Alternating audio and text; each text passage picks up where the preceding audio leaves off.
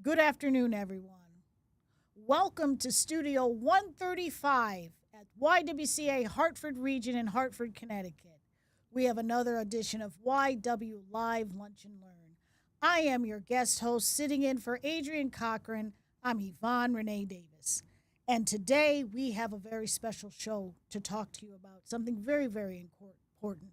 On July 4th, while people were having cookouts celebrating the birthday of America and fireworks, the 47th President of the United States, Donald J. Trump, signed in what is called the Big Beautiful Bill. And in that bill, there is at least $1.19 trillion of cuts that essentially hurts the safety net for many Americans across the United States, but also particularly here in Connecticut. And so the impact is increasingly devastating for many, many residents in this state. So whether you are in your kitchen, your office, your car, or you're driving, this is an important show you don't want to miss. And to welcome us to the studio today, and a guest again, is Commissioner Andrea Barton Reeves for the Department of Social Services and also a board member for the YWCA Hartford Region. Welcome back again. Thank you. Thanks for having me. Well, let's begin. Let's talk about the basics and the immediate tangible impact of the Big Beautiful Bill and its impact on Connecticut. So I can speak to the impact of the bill in the context of Medicaid and SNAP because that's what I do and that's what my department does. With respect to Medicaid, the impact will be felt in 2027 and the early parts of 2028 when a population known as the expansion population, and those are about 385,000 people in the state who have otherwise qualified for Medicaid over and above the federal poverty limit. They'll now be subject to work requirements, and if they don't meet those work requirements, then they will no longer then be eligible for benefits. And not only that, if they fail to meet the work requirements under Medicaid, they won't be able to go over to what's commonly known as Obamacare. So there is a possibility that a lot of people will not be able to get health care after 2027. Yeah. And so from what I've read, a minimum requirement is 80 hours a month of work, that they have to find work to work 80 hours a month.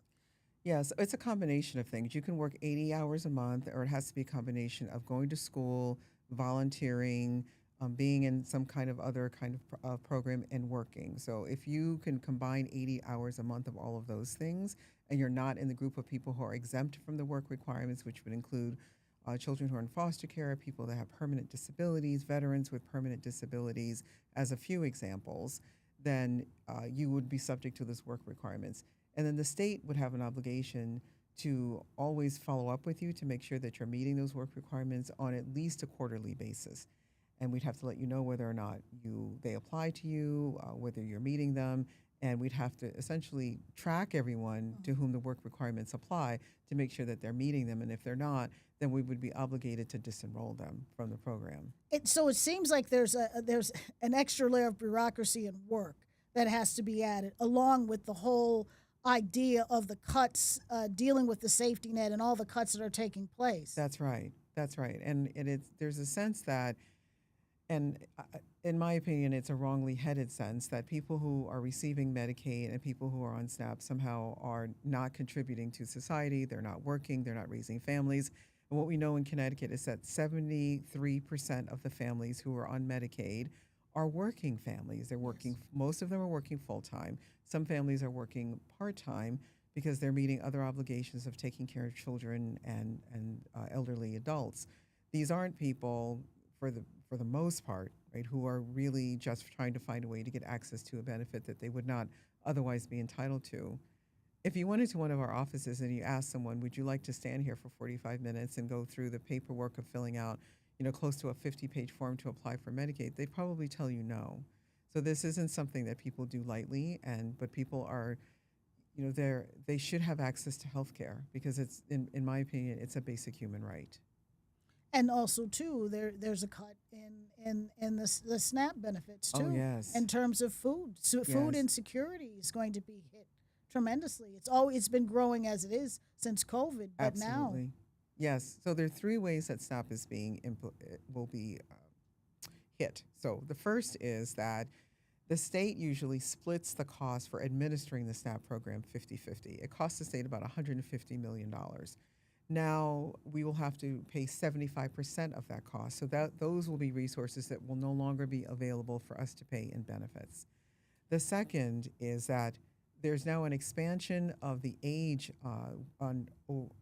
over which I should say, throughout which you now have to be eligible for SNAP and work. So now SNAP always had work requirements. It always did, Yes. but it ended at 54. So now that age has been raised to 64, and those work requirements look almost the same as they do for Medicaid.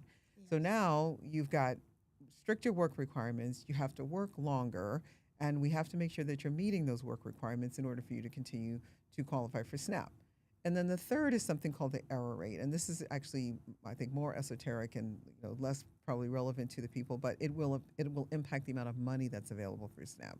So we're human. Mm-hmm. We monitor and administer the SNAP program, and we make mistakes, and the federal government understands that. And there would be a penalty for those mistakes, but there would be what I believe was a reasonable way of making up for that, right? You could fix it, or you could pay a small penalty, or you could agree to do something different to correct your actions. Now the penalty is you will pay up to $140 million, if not more, if your error penalty is over 5%. And then it becomes dramatically higher the higher your rate gets.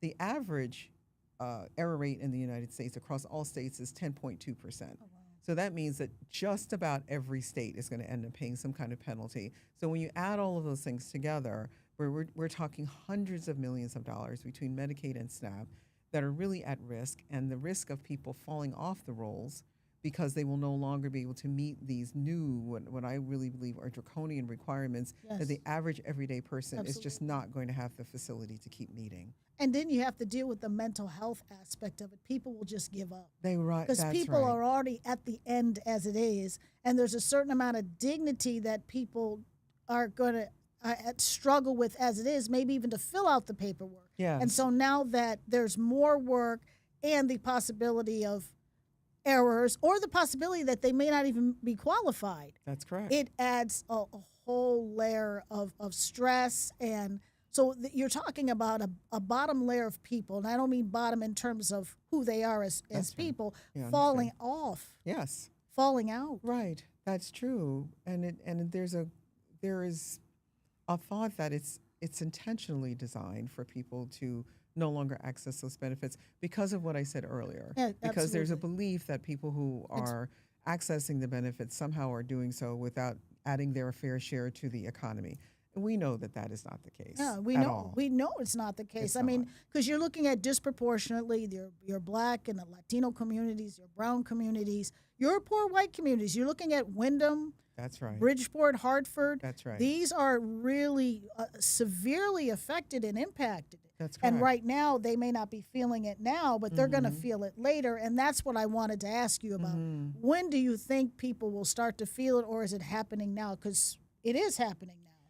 Well, here's the thing that the SNAP benefit change or the SNAP requirement changes don't really have a date associated with them. So I don't really want people to start panicking. Yes. But usually when there's no date in a statute, it does mean upon enactment. So you could theoretically argue that it started on July 4th.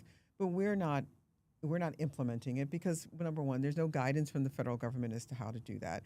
It's a very expensive administrative change, and the 835 people that work in what we call eligibility operations that make determinations around Medicaid and SNAP, they all have to make this pivot too. That doesn't happen on a day because a bill is signed, and we want to make sure that it's done right. And I know that the public already has a perception about DSS. Our wait times are long. Our lines at the offices are long. That is a direct reflection of demand, and thinking about absorbing additional demand because people now have to meet these requirements it's unthinkable for us in a lot of states. But we've been watching this bill very carefully. We've been doing a lot of preparation. We've been talking to other states about how they've stood up work requirements, Georgia, Kentucky, Arkansas, as three examples of how they've done it, so that we don't have to start from scratch and learn how to do this. Our goal is to be able to have as many people stay on as possible because they're educated, they're informed, and they're going to know what to do in order to keep their benefits in So place. you think about this, you mentioned southern states. Now, Yes. southern states, a lot of the population are not just black, they're also white. No, And the majority of people that people don't realize still are white women are still on these benefits that's more than right. any other demographic. That's correct. So the South is going to get hit really badly. So the Yes. fact that they're trying to figure it out now, Mm-hmm. and everyone's working collectively, this is Yes, not about party. This is about people. This is about humanity. that's correct. So tell me how, with the state, how Mm. your agency and others might be collaborating with, let's say, Connecticut Food Bank or other Mm-hmm. organizations, because Connecticut Food Bank is on a 911 for call for food. That's I right. know they are. And Yes. you see about, I know YWCA Hartford Region had their food drive for what they have for Surromundi to try to Yes. help. So everyone is calling. What is it that is being done to try to help with that in terms of nonprofit organizations and the Mm-hmm. state coming together to try to feed the hungry? Right. Well, the first thing that's happening is that we are educating people. We're Mhm. saying to them, please, right, don't panic. We're not changing anyone's benefits or SNAP benefits right now. We are not. So please don't get panicked. Don't start running to food pantries. Don't start coming to one of the resource centers, being concerned that you're going to be shut off right away. You are not. And we're making sure that that's not happening. What we're doing is we're starting out with education and then also partnering with our nonprofit partners, many of whom you've already named, to hear what they're saying. What instead of our in a vacuum deciding what should be done, we're asking them, well, what would work for you? What do you think makes sense? And those conversations, quite honestly, are just starting because the bill just passed a few weeks ago. And we didn't really know what it was going to look like at the end. We just really It's almost didn't. like it was somewhat of a mystery. Absolutely. And there were so many versions of this bill when So many, so many. 900 pages. Yes. And here's the thing, Yeah. a lot of people would not take the time to read it. I didn't. I was telling Adrian, I said, Adrian, I didn't read 900 pages, but I read a lot. Yes. And so that's what I was able to pick out a lot of things. That's right. But part of that is because they don't want you to know. And a lot of it's buried. A lot of it is buried. And there are parts to Medicaid and SNAP and eligibility that are in 200 pages of this 900-page bill. Oh, Let's just be wow. clear about that. Yeah. But you do have to read the whole thing, which I'm still plowing through. I I know. focus my energy on the parts that are most Uh-huh. impactful to our agency and to the people of the state. But there are lots of things, and there's a stripping away of environmental protections Yes. and benefits for electric cars and for food and Done. for all of those Done. things have gone. And I think we'll start feeling, though, the collective stripping away of all of that over Yes. time. The other thing about this bill is that although it has all of these dramatic changes in it, they're strategically spaced out so that people will think, oh, It's people not are that being bad. alarmist. It's No, not that yeah, bad. right. But when it hits all at When it once hits in all at once. 2027 and 2028, this is when we're going to start feeling it. So we only have about 18 months, right? It is 18 months. It's only 18 You're months right. until those Medicaid changes are going to come to pass. No, it's true. And, Right. and Medicare co-pays are going to go up. That's right. Medicaid access is going to shrink. That's and right. even for elderly residents. I That's mean, right. I was talking to my father the other day, and I called him, and we'll get to some of the, on balance, some of the benefits from the Big Beautiful Bill. But the whole thing is they're on Medicare and Medicaid. Yes. And so you're looking at a situation, and they have Social Security as a part of their income and some retirement. But the impact of medical poverty is quite significant. It is. And so when we're dealing with health disparities, I know that YWCA Hartford Region has the TCI initiative working with Trinity Health of New England to address health disparities. All these things tie in that whole social determinants of health just become more of an alarming situation Yes. more than ever before. Yes. So let me say this. Back when FDR, right, Yes. Franklin Delano Roosevelt was president, this country was in the depths of a depression, and people really needed a huge economic lift. So he and all of his colleagues in the legislature on both sides of the aisle decided to implement the New Deal. And that was one of the biggest changers of moving people from poverty into some level of dignity. Ever since then, there has been this diminution, if not a dismantling, of almost all of those programs so that people find themselves more and more mired in poverty. As we sit here today, there are 144 million people in the United States that live in poverty. The federal minimum wage has not gone up since 1995. It is $7.25 an hour. So we're not talking about laziness or slothfulness or any of those things. 144 million people are not where they are because they're lazy. They're where they are because we're in an environment where it's almost impossible to make ends meet without working multiple jobs. And these are essential safety net services that have just really now been decimated by this bill. It's been destroyed. It's just to be poor is like sinful, or Right. as opposed to people need the a hand up rather than the hand out. This is Yes, not what's about. It's empowering the people, that's correct. but this is now it's like taking that away. Sure. And so, in terms of emergency funds, or I know you and I talked briefly about what does it mean for the state of Connecticut? The state of Connecticut, they've reported has a surplus, but obviously for the needs of the people, that's probably going to go pretty quickly. So, how do That's you right. address? How does the governor or commissioners and agencies come together to address this in Yes. terms of a rainy day fund? Right. Well, how the rainy day fund is used and under what circumstances is really a decision that the governor and the legislature and what most people are not aware of is the Office of Policy Management, which really is the treasury arm of the executive branch of government. Those decisions are made together. But commissioners have an opportunity to weigh in and to identify what they think are the greatest needs in their individual and respective organizations and agencies that they oversee.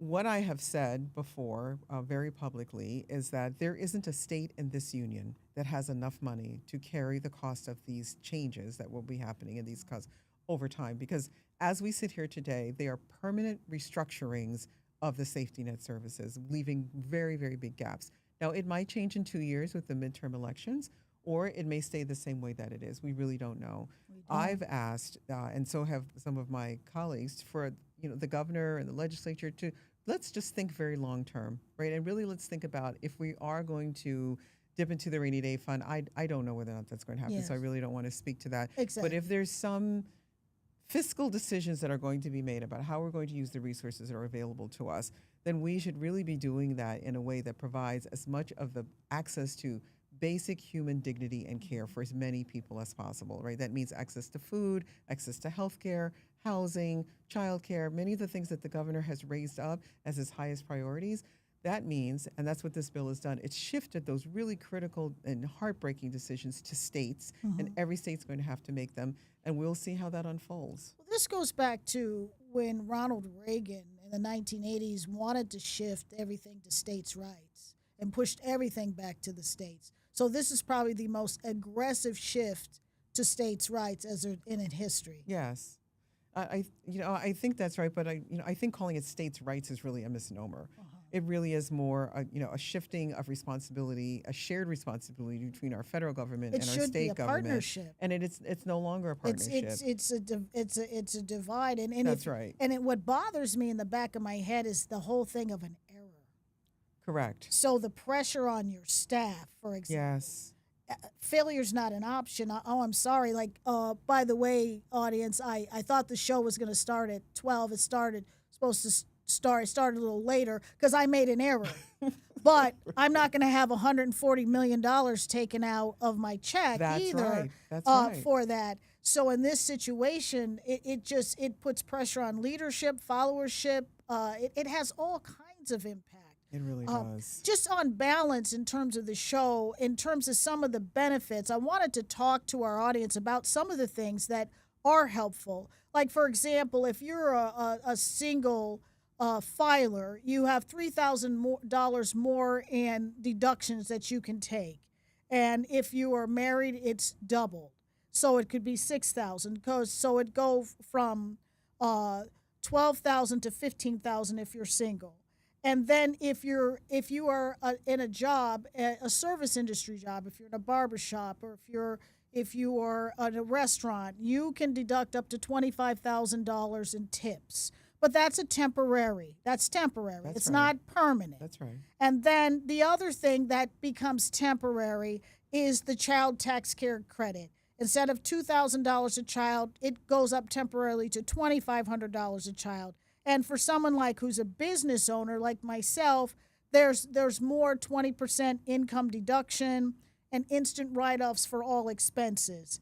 And then if you are looking for short-term expanded education in the Pell Grant, you can get more money there.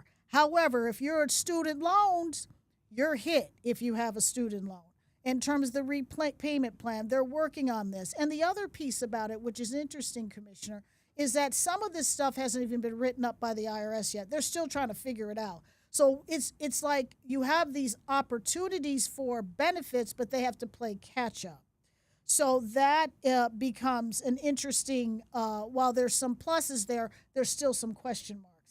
There are a number of, and as you're reading what some of the benefits are in the bill, I'm struck by the irony that things like tips and the Pell Grant, Exactly. right, are really And designed overtime. are really designed to help the same population that accesses Medicaid and SNAP. So now that, there's this There's a tension real between irony the two. there. There really is. There's this real incredible irony. there. Big People irony. need both. They really They do. need both. Yes. They need both. Yes. So, I want to go to hello to the YWLC and Monday. Shout out to all of you and these Yes. brilliant questions.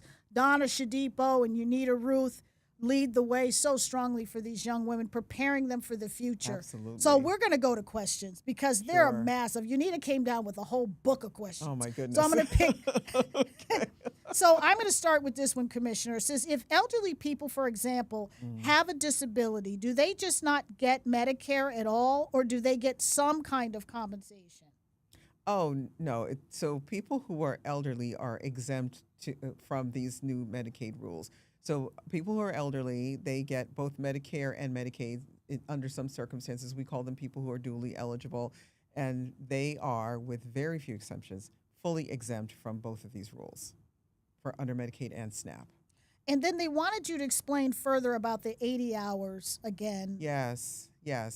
So now the new rule is that if you fit into the certain category, I talked about the Medicaid expansion population, you have to either be in school, getting training program, be volunteering, or working a combination of 80 hours. You can choose among those categories. It's not one or the other. And you have to do so for the duration of time that you are on Medicaid.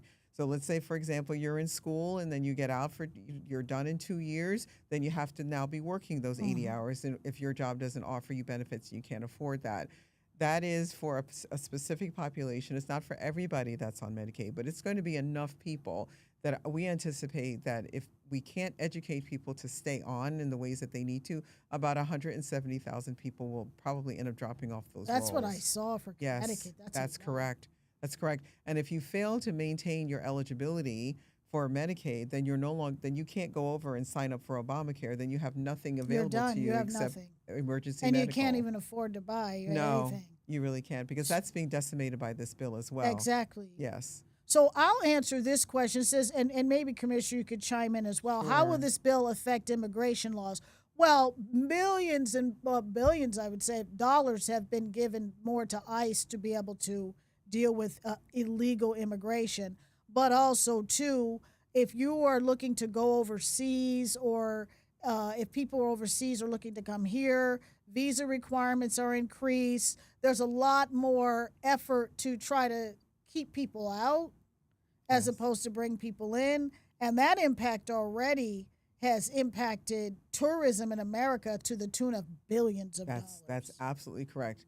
That's billions right. of loss. And the other thing that you probably have read or seen online, and Instagram or wherever people who are a lot younger than me go for their information, is that people are just being swept up in the street. I mean, this is just really happening. The other thing that's happening is that IRS information is now being required to be sent over, and information about applying for some of the benefits that we talked about. Now they're requiring that we send that information to the federal government, who then is turning it over to ICE to find people who they believe are in the country illegally.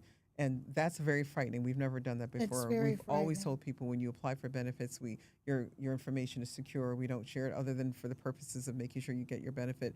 But that's very public, and that's definitely changing. Now, I know one of the questions for one of our YWLC members, they wanted to know more about, people of color, especially women, Yes. how this is really going to impact women. And many women are working more than one job, really trying to make it. Yes. We have so many women who are head of households. They're working multiple jobs, and they're often what we call a sandwich generation. So they're taking care of young children, maybe teenage children, and then they're also taking care of adults in their lives, your grandparents, your aunties, and so on. They're doing all of that and trying to hold down the job and taking care of themselves as well. So if you're talking about a group of people who are now are possibly going to fall off the Medicaid rolls and then have to go through all of these rules to be eligible for SNAP, you're talking about putting an enormous strain on lots of households that already have enormous strain on them. And people are going to break as a result of that. And we're going, as a society, we're going to see the impact of that. And it isn't going to be good. Oh, it's not going to be good No. at all. If you're watching on YouTube, you have any questions, please drop it in the comments. So hopefully somebody will send it to me. But these questions are amazing. Two of our YWLC asked about the debt ceiling.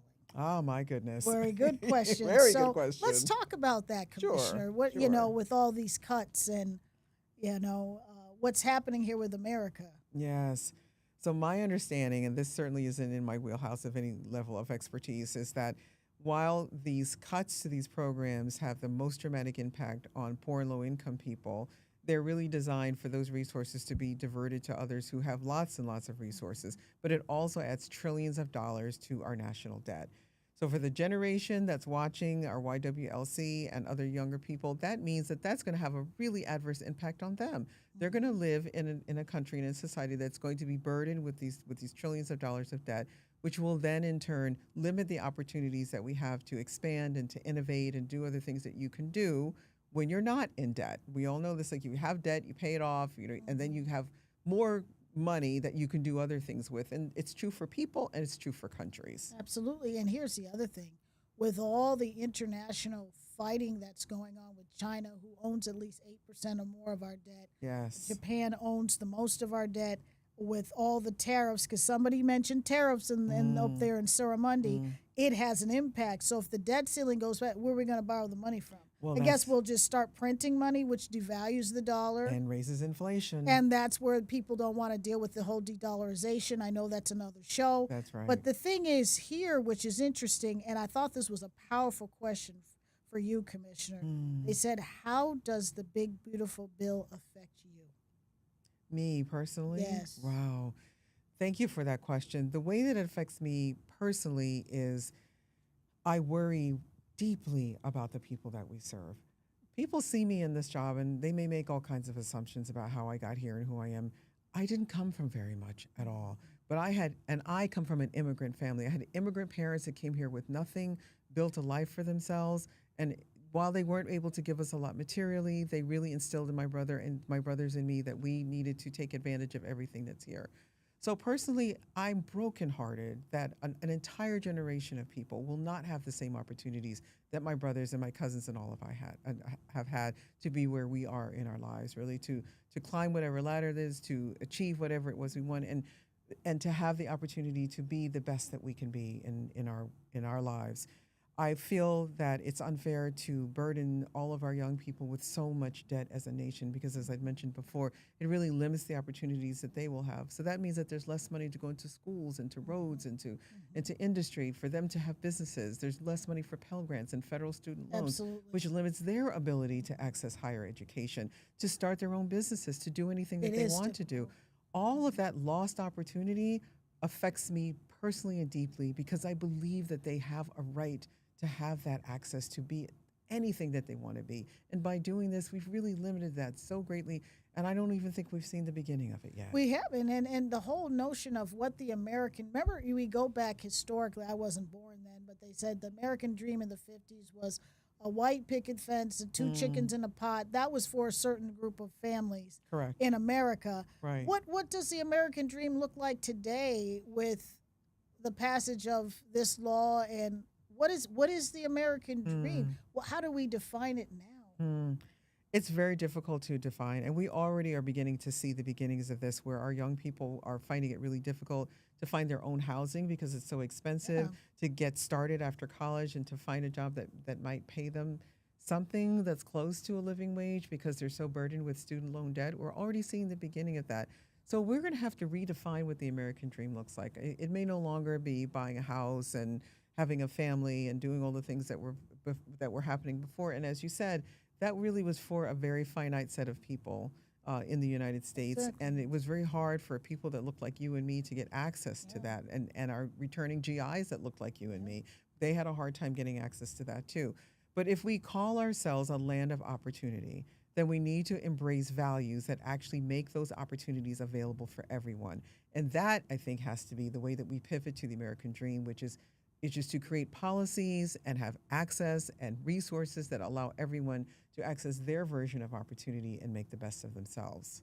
What do you think community can do at this point? What should we do? We've seen tens of thousands across the world, hundreds Yeah. of thousands protesting. Yeah. But beyond that, what can people do to send a message? Well, I think the protest is still really important. I'm just going to grab a tissue here for a moment because I have a little allergy going here. So excuse me. I think the protesting is important. I think having your voice heard is particularly important. I would really encourage the faith community in particular to really band together, across religions, across denominations, because this really is what's happening here. Really is about humanity, right? It's about dignity, and you don't have to belong to a particular religion or follow a particular faith to believe in the humanity of who we are as a nation. So I would strongly encourage people to do that. And please write your legislators on the state and federal level and engage them. Because remember, this bill passed with a 3-vote margin. Yes. 3 votes. That's it. So the louder your voices are, the more persuasive you can be. And you can't give up because we still have midterm elections that are coming. And some people want to keep their seats, whether they're in red states or blue states. To your point when we started, everyone is going to feel this. Everyone. Every single person who is on Medicaid, who is on SNAP, everybody who's receiving a benefit is going to feel it. So what is your message to Connecticut families who feel afraid? Yes. I would say I understand their fear. And at DSS, we are doing everything that we can to make sure that people are educated and supported. So over the next few weeks and months, you're going to hear a lot more from us about what the changes in these laws mean, what it's going to mean to you, how you can be compliant with the law as long as it's in place the way that it is now, and how we can help you to maintain your benefit. And we've asked for lots of resources to do that, not just my agency, but across the board to be able to do that. Yeah, so please don't panic, stay focused, stay educated, stay informed, and stay engaged. Right. So I have a couple of career questions. One of our YWLC, actually 2 of them, had said, what did it take for you to become a commissioner? They want to know how you can become a commissioner. We have some people with some great vision for I'm their so future. glad. Yeah, I'm very glad that they're asking that. It was not a goal or desire of mine, but my goal and my desire was to serve the public at the highest and best place that I could do that. So it evolved for me in that way. What I would tell people is that you finish your education. I cannot stress that enough because you're not going to get access to these kinds of roles without an education. That's right. So finish your education and don't ever stop educating yourself. You and I both know I'm still in school. I right? know I'm you're still in school. I just asked her, YWLC, I just asked the commissioner, when are you done with school? Yes, that's right. She's not done. She's going to I'm not graduate done. next year. That's right. I'm still in school. If you're at the age where I think our audience is and our YWLC members are, start connecting with your state legislators now and your local legislators. Tell them what you're interested in. Ask them for opportunities. Don't be shy.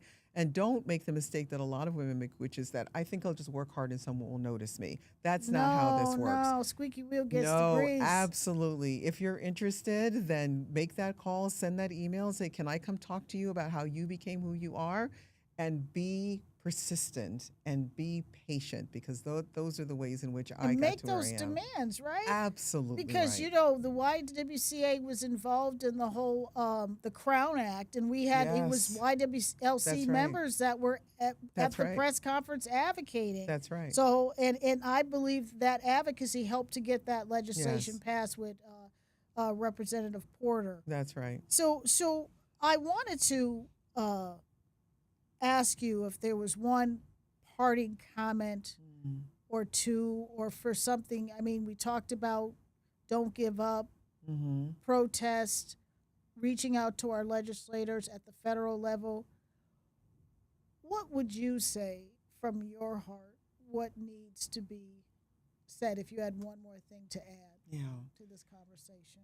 The one thing I would add is, although it's not looking this way, I still think this is a country of enormous promise. That's right. And I don't want us to ever give up on that promise, because those of us who really believe in the humanity of who we are and the vision of America, we can't give up, because then others win and we end up in a place where I don't think any of us envision. So please stay focused, stay vigilant, and believe in who we can be together.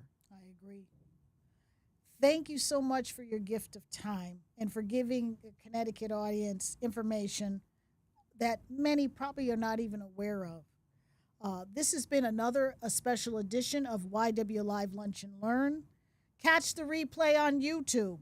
Please like and subscribe and join our channel, as well as follow us on LinkedIn and Facebook at YWCA Hartford Region. This has been another special edition of YW Live Lunch and Learn. I'm your guest host, Yvonne Renee Davis. I want you to have a great afternoon, a great week, a great weekend, and a great summer. Thank you.